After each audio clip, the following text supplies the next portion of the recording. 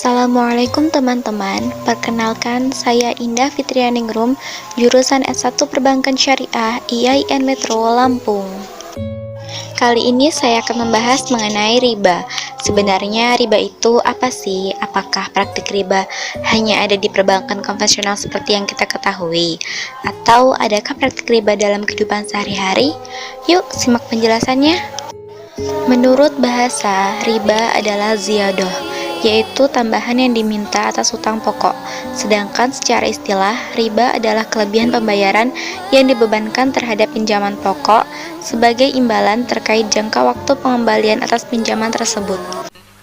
الذين يأكلون الربا لا يقومون إلا كما يقوم الذي يتخبطه الشيطان من المس ذلك بأنهم قالوا إنما البيع مثل الربا وأحل الله البيع وحرم الربا فمن جاءه موعظة من ربه فانتهى فله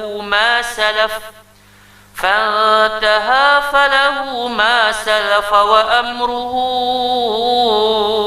إلى الله ومن عاد فأولئك أصحاب النار هم فيها خالدون.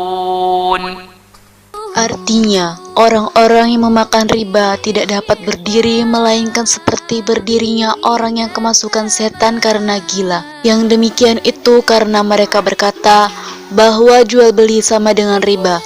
Padahal Allah telah menghalalkan jual beli dan mengharamkan riba. Barang siapa mendapat peringatan dari Tuhannya, lalu dia berhenti, maka apa yang telah diperolehnya dahulu menjadi miliknya, dan urusannya terserah kepada Allah.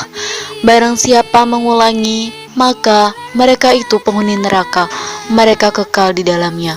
Quran Surat Al-Baqarah ayat 275. Riba terdiri dari dua jenis. Pertama, riba dari utang piutang, yaitu riba qard dan riba jahiliyah. Kedua, riba dari transaksi jual beli, yaitu riba fadl dan riba nasi'ah. Berikut ini adalah penjelasan dari riba utang piutang. Pertama, riba qard terjadi apabila dalam perjanjian antara pemberi pinjaman dan peminjam mensyaratkan peminjam membayar tambahan dalam jumlah tertentu saat mengembalikan pinjaman pokoknya.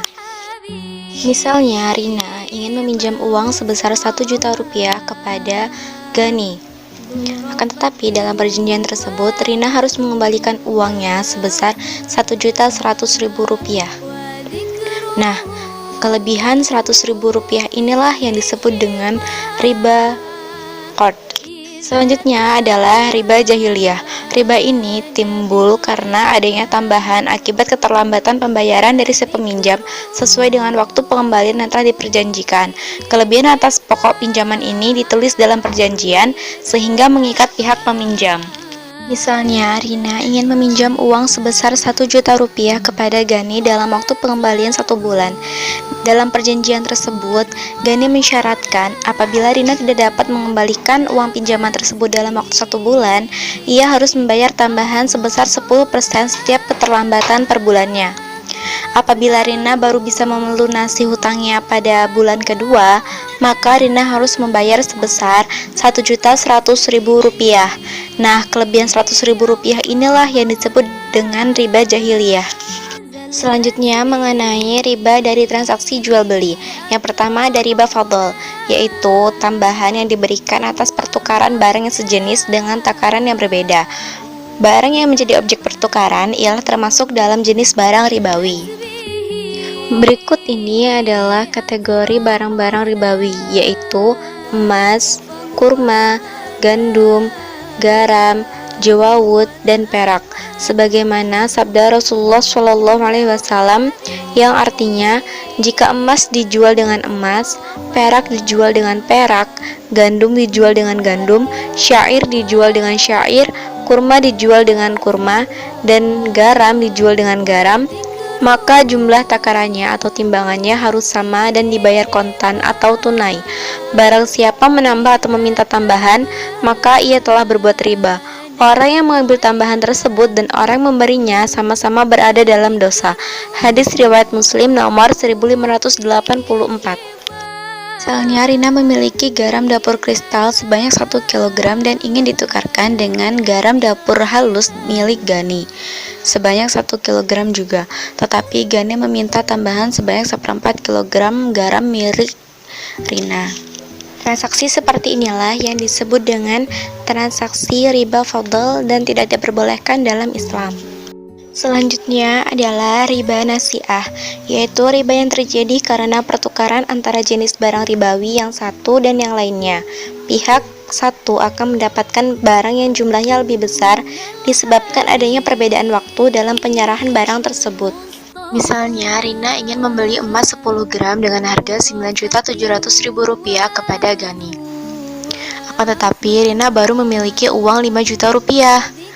Kemudian Rina berjanji akan melunasi sisanya 2 minggu kemudian. Nah, transaksi seperti inilah yang disebut dengan transaksi riba nasi'ah, karena transaksi emas harus dilakukan secara kontan atau tunai. Hal tersebut disebabkan karena harga emas bisa berubah naik atau bisa berubah turun setiap harinya. Ternyata praktik riba tidak hanya dalam perbankan konvensional saja loh teman-teman, bahkan dalam kehidupan sehari-hari pun kita masih dapat menjumpai praktik-praktik tersebut. Semoga kita semua dijauhkan dari praktik dan pelaku riba ya. Jangan lupa kritik dan saran, komen, like, dan subscribe.